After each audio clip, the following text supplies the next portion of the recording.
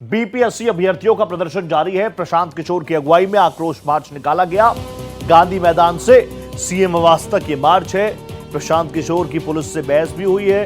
Police उनके इर्द गिर्द मौजूद रही। प्रशांत किशोर ने बयान दिया कि सरकार बातचीत के लिए तैयार है। मुख्य सचिव अभ्यर्थियों से करेंगे बात। पटना के गांधी मैदान में बीपीएससी अभ्यर्थियों का प्रदर्शन जारी है। 70वीं बीपीएससी की प्रारंभिक परीक्षा के लिए दोबारा परीक्षा की वो मांग पर अड़े हैं। और अभी तक आपको बताऊं, अभी तक कंडीशंस सरकार की तरफ से कही गई, बातें रखी गई कि भैया किसी भी तरीके से कोई धांधली हुई नहीं है तो री एग्जाम का कोई मौका ही नहीं है। दूसरी तरफ छात्र जो हैं उनका साफ तौर पर यही कहना कि आप सिर्फ और सिर्फ हमें री एग्जाम कराइए, हमें एक और मौका दीजिए। अब ये परिस्थितियां आप समझिए, 20 से 25 हजार छात्र छात्राएं अगर सड़कों पर उतर जाएं तो परिस्थितियां क्या होंगी आपके सामने है। ऐसे में भारत एक्सप्रेस भी ग्राउंड रिपोर्ट लगातार कर रहा था। कोशिश हमारी भी यही थी कि एक संवाद का पुल स्थापित हो जाए। मीडिया का काम भी यही है। और अभी एक बड़ा अपडेट यह आया है कि प्रशांत किशोर ये कह रहे हैं कि सरकार जो है वो बातचीत के लिए तैयार है। समाधान किस तरीके से होगा यह देखने वाली बात होगी, लेकिन इससे पहले परिस्थितियां खराब ना हो इसके लिए फोर्सेस का भी पूरा डिप्लॉयमेंट रहा है।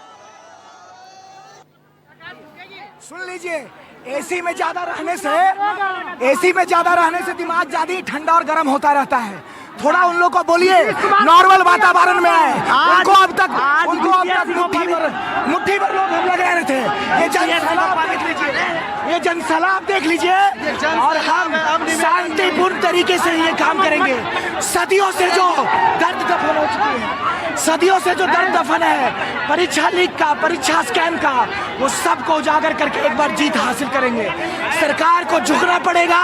छात्रों के हक की लड़ाई है, सोनू के हक की लड़ाई है, सोनू के लिए न्याय की बात है। अब इस तरह के सोनू हम पैदा नहीं होने देंगे। सर हम लोग का मांग यही है सर, हाथ जोड़ के विनती करते हैं। हम लोग का मुखिया सीएम साहब से विनती करते हैं, हम लोग का सर ये एग्जाम ले ले। और हम लोग ना सर उपद्रव भी नहीं सर, हम लोग ना सीरियस है सर। सिर्फ और सिर्फ सर हम लोग का एक ही मांग है सर, री एग्जाम ले ले। ना ही हम सरकार का कोई ऐसा षड्यंत्र है जो हम लोग कुछ रखने जा रहे हैं सर। सिर्फ और सिर्फ हम लोग का यही है मांग सर, री एग्जाम ले ले और बात खत्म है सर यहाँ का। और कोई बात नहीं सर। हम लोग कैसे गरीब का बच्चा सर यहाँ पे कैसे पढ़ता है सर। उसके बाद भी सर घर से टारगेट सर मिलता है 2 साल का, 2 साल में तुमको हो जाएगा नौकरी। उसके बाद भी सर यहाँ पे पेपर लीक हो जा रहा है सर। ऐसा कौन सा, आप बैकग्राउंड देखिए ना सर, ऐसा कौन सा एग्जाम का पेपर तो लीक नहीं हुआ है। आप ही बताइए, बिहार पुलिस का वही हाल है सर। उसके बाद जो है आपको एसएससी का सर वही हाल है। बीपीएससी जो पीसीएस लेवल का सर एग्जाम होता है उसका भी पेपर लीक होता है। हमारी मांग है री एग्जाम। एक मांग है और एक ही मांग है, री एग्जाम। और री एग्जाम होकर रहेगा। सरकार डर गई है। देखिए बैरिकेडिंग लगाकर रोका गया है। क्यों रोका गया है? हम लोग उपद्रवी है, द्रोही है, कुछ गलत किए हैं। 12 दिन से अनशन पर बैठे हैं। क्या किए हैं? कुछ किए हैं? वहाँ छात्र बैठे हुए हैं तो मैं उनसे मिलने जा रहा हूँ। इसमें किसी परमिशन की ऐसी ज़रूरत तो है नहीं। गांधी मैदान में 1000, 500, 2000 लोग तो प्रतिदिन जाते हैं। ये कोई ऐसा कार्यक्रम नहीं है जिसके लिए कि सरकारी परमिशन की ज़रूरत है। सरकार को, विभागों को एक इंटीमेशन कल जो व्यवहारिकता है उसके हिसाब से दे दी गई है। वहाँ पर कोई रैली, धरना, प्रदर्शन तो है नहीं। छात्र एक जगह इकट्ठा होकर बात करना चाह रहे हैं। और गांधी मैदान तो सार्वजनिक जगह है, सबके लिए खुला है। जो भी बिहार का, इस देश का नागरिक है वो गांधी मैदान में जा सकता है। तो हम लोग भी जाकर वहाँ बात कर रहे हैं। वहाँ पर कोई धरना, प्रदर्शन ऐसी बात तो है नहीं। सरकार नाहक ही इस मुद्दे को अपना प्रतिष्ठा का प्रश्न बना रही है और कहीं ना कहीं खुद का नुकसान कर रहे हैं। तो प्रशांत किशोर को आप सुन रहे थे, थोड़ी दिन की बाइट है। उसके बाद तो प्रशांत किशोर जी वहां भी चले गए, ग्राउंड पर भी उतर गए, सड़कों पर भी उतर गए। और अभी जो ताजा अपडेट भारत एक्सप्रेस दे रहा था, पीके की तरफ से मैसेज कन्वे किया गया है कि सरकार के नुमाइंदे जो हैं वो छात्रों से बात करेंगे, कंफ्यूजन दूर करेंगे। मेरे सहयोगी आशुतोष कुमार लगातार ग्राउंड जीरो से रिपोर्ट कर ही रहे हैं।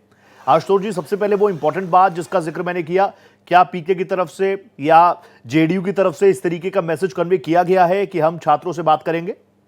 देखिए, थोड़ी देर पहले जेडीयू की तरफ से प्रतिक्रिया आई थी जिसमें साफ तौर पे आयोग का पक्ष लिया गया था और कहा गया था कि कहीं से कोई गड़बड़ी नहीं हुई है और ऐसी स्थिति में इस पर विचार करना संभव नहीं है। लेकिन जिस तरह के हालात बन गए हैं, 20-25 हजार छात्र जेपी गोलंबर के पास पहुंचे हुए हैं और वहां पे प्रशांत किशोर धरना देकर बैठे हुए हैं, स्थिति बहुत ही तनावपूर्ण हो गई है। थोड़ी देर पहले पुलिस ने लाठियां चटकाई, कुछ अभ्यर्थियों को पीटा, लग रहा था कि बैरिकेड तोड़कर अभ्यर्थी आगे बढ़ जाएंगे, क्योंकि पुलिस के समक्ष एक बड़ी चुनौती है कि होटल मौर्या स्थित जेपी गोलंबर से यदि अभ्यर्थी आगे बढ़ गए तो वो बेली रोड पकड़ लेंगे और जब बेली रोड पे वो चले जाएंगे तो कंट्रोल आउट ऑफ कंट्रोल हो जाएगा। तो ऐसी स्थिति से निपटने के लिए पुलिस ने चारों तरफ से, यानी फ्रेजर रोड को लॉक कर दिया है, छज्जूबाग लॉक है, बिस्कोमान वाला लोकेशन लॉक है और चारों तरफ से लॉक करके करीब 20-25 हजार विद्यार्थी को रोका हुआ है और वहीं पे प्रशांत किशोर धरना पर बैठे हुए हैं। पुलिस इस इंतजार में है कि यदि थोड़ी देर धरना देने के बाद ये अभ्यर्थी चले जाते हैं तो स्थिति सामान्य हो जाएगी, लेकिन यदि अभ्यर्थी बैरिकेड तोड़ते हैं तो बल प्रयोग करना पड़ेगा।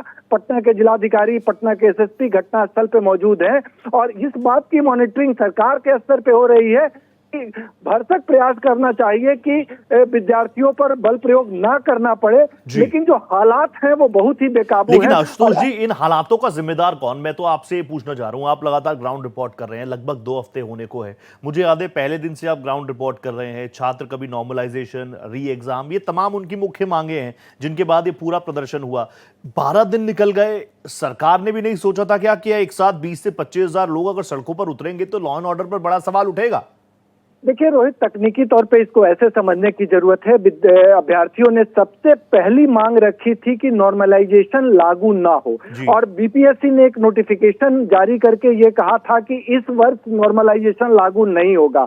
उसके बाद 912 केंद्रों पे परीक्षा आयोजित की गई, जिसमें से एक केंद्र जो कि पटना के राजेंद्र नगर में है, वहां पे बवाल काटा अभ्यर्थियों ने और हंगामे के बाद उस परीक्षा केंद्र को रद्द कर दिया गया। यानी 912 में से 911 परीक्षा केंद्रों को आयोग सही माना, 912वां जो केंद्र था उसको रद्द कर दिया गया।